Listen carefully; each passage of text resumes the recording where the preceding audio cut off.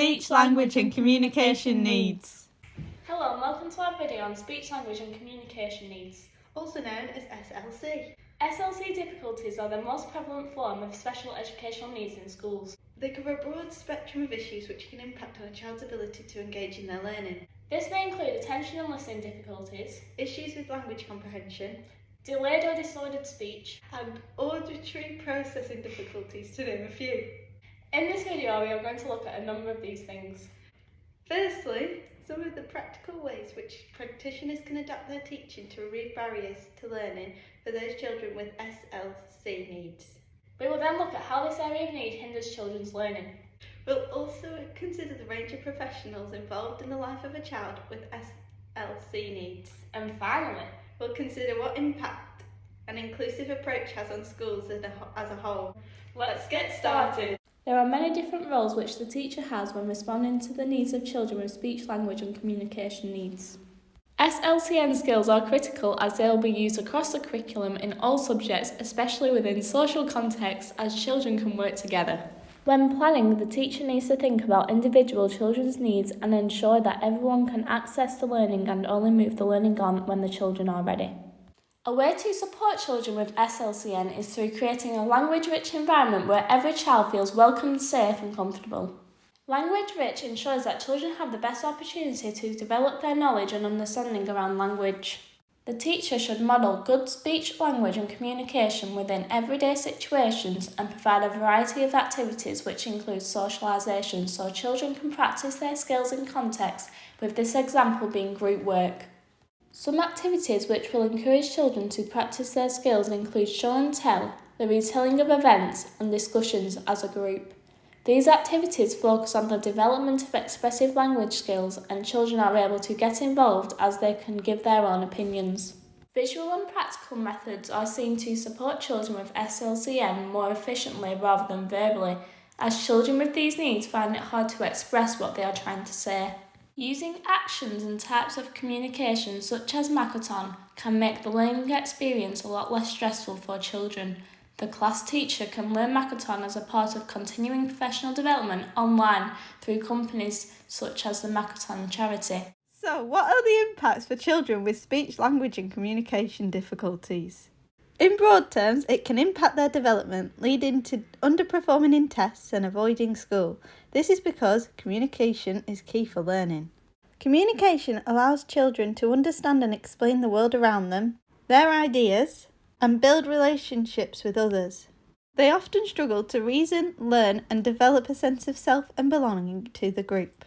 This is due to both expressive and receptive language difficulties, which can lead to low self-esteem and frustration. What impact does low self-esteem and frustration have on the students with speech, language and communication difficulties? Frustration can cause behavioural problems as a result of difficulties expressing feelings and interacting with others. However, Dockwell and Lindsay argue that there isn't consistency that children with speech, language and communication needs are more likely to have emotional behaviour problems. Receptive and expressive language difficulties are another impact of speech, language and communication needs. Receptive language difficulties is where a child struggles to process language. This often causes them to miss social cues and not understand figurative language. This leads them to take things very literally. Receptive language difficulties can also cause struggles when it comes to following instructions, understanding abstract concepts, stories and metaphorical language. This can lead to them struggling to understand what is expected of them and therefore getting behind. Expressive language difficulties can also result in children becoming behind their peers as often they struggle to learn new vocabulary, have trouble explaining things and struggle to put words in the correct order in a sentence. As a result, the children have reading difficulties and an immature language for their age. This all leads to them being at greater risk of literacy difficulties, which in turn impacts their access to other areas of curriculum. All of these aspects explain why only 25% of children with speech, language and communication needs reach the expected level for English and Maths at age 11. As speech, language and communication issues cover such a broad spectrum of needs, there are many different professionals spanning a range of disciplines who can be involved at various stages of the child's life to intervene as appropriate.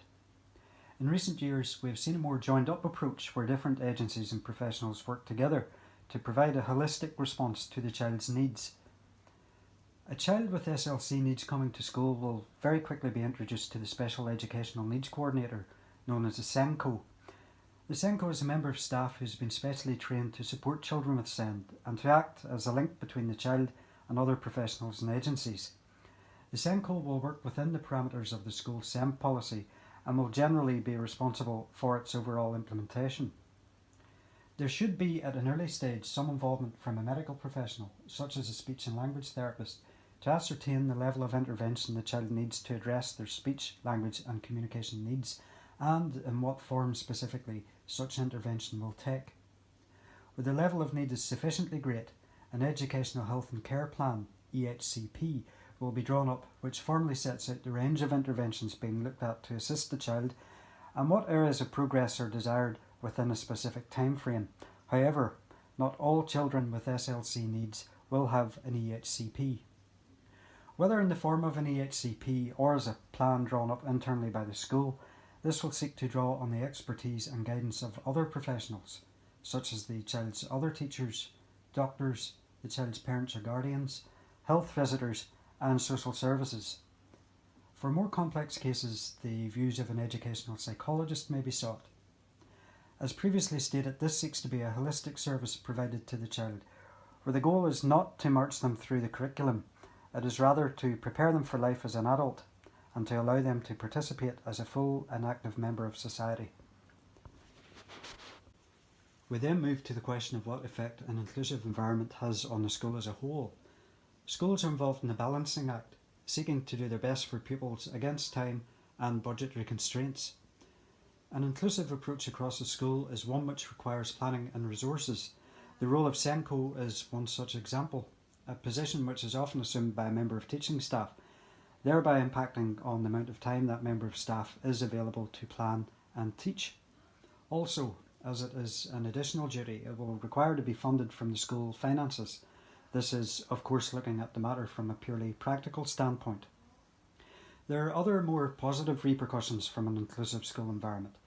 It teaches those children who do not have SEND, for example, how to practice diversity and equality, thereby contributing to a better informed and more welcoming community in the future. When addressing racial and multicultural issues, there are many ways which a school can go about this.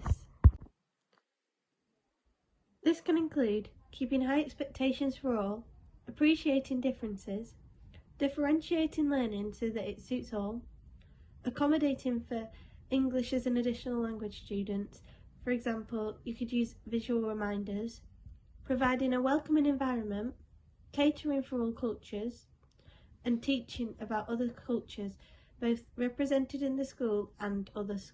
Looking more closely at assessment and adaptations, it is important for the teacher to know every child in their class, including their backgrounds and if they have any additional needs. This is so that a relationship can be built with the child's family, so that the child is getting joint support both from school and home. However, this can often slow the teacher down, as getting to know every child's parents or families can be time-consuming. When planning, ensuring that every child's needs are catered for can often cost the school more money in the long term. For example, having a teaching assistant working one-to-one and needing multiple different resources. Through assessment, the teacher can track children's development and check that progress is being made. The teacher can also see where a child might need further intervention. So, what have we learned today? We know that SLC difficulties cover a wide range of needs. We now know that SLC needs are common in primary schools across the UK. This is due to many different reasons, some including the teacher plays a key role in responding to the needs of children who have SLC difficulties, such as providing a language-rich environment. Those with these needs may struggle more at school, as this often leads to a lack in motivation and low self-esteem. This leads to them becoming behind in school. We have seen some of the professionals involved in a child with these needs and the roles they play. We've also seen how all the professionals seek to work together as part of a multidisciplinary team to contribute to the child's development. I hope you found our video useful. Thank you for watching. If you'd like to find out some more about speech, language and communication needs, here are our references.